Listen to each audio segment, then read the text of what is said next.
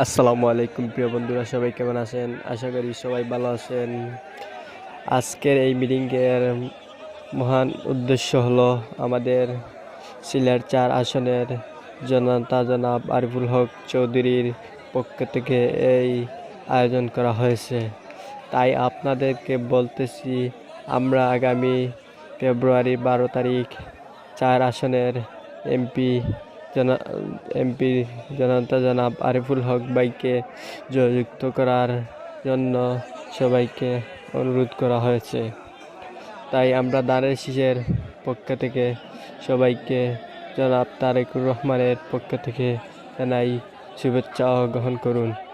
তাই আমাদের সবাইকে বলতেছি এটাই, আমরা সবাই ১২ তারিখ মা বোন সবাই আত্মীয় স্বজনকে নিয়ে নির্বাচনের ভোট দিয়ে সবাইকে জয় করা